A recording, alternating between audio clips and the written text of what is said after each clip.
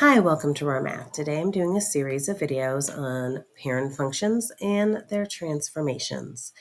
In this video, we're going to talk about non-rigid transformations.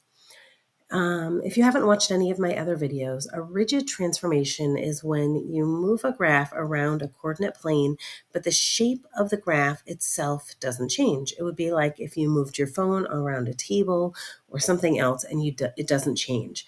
A non-rigid transformation is when the shape of the graph itself changes. All right, so we're going to look at the parent graph of the square root of x and x squared. And for each of them, we're going to do 1/3 the square root of x and x squared and 4 times. And we are going to use Desmos.com, which is why we're on the computer, instead of doing this by hand. So let's go over to Desmos. We're going to start with the parent function, y equals the square root x. And then I'm going to say y equals 1/3 times the square root of x. And we can see here we have the parent graph, and here we have the new graph.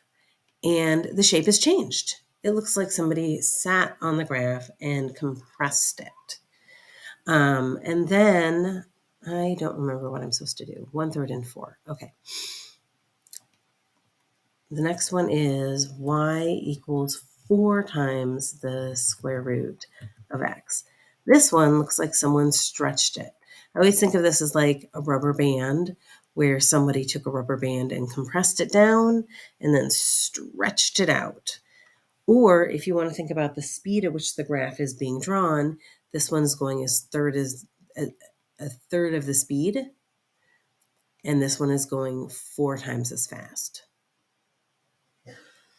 So then let's look at our other parent graph, y equals x squared. Here's our parent graph. See if the 1/3 looks as third as fast. If it's going as third of as fast, it's going to look a lot wider because it's going to be going a lot slower. Or if we think about it being sat upon, it would also look wider. Y equals 1/3 x squared. Well, here we go, this green parabola. It does look a lot wider. It looks like somebody squashed it down a little bit. Our last graph, y equals 4 times x squared. Yep, that looks a lot thinner. It looks like somebody took it and stretched it out, making it go a lot faster. It's going 4 times as fast as that original graph. So this non-rigid transformation is physically changing the shape of the parabola and the square root graph because it's making it go thinner or wider. It's a stretch or a shrink, depending on if it's 1/3 as fast or 4 times as fast. So if we come back over here, it says, what does multiplying a function by a number greater than 1 do? It stretches it. It stretches the graph or makes the graph grow faster. I guess I'm just whatever words you can use that make the most sense to you. What does multiplying a function by a number less than 1? It should be less than 1 and greater than 0, because once you get below 0, that's a flip, and the answer is it shrinks the graph,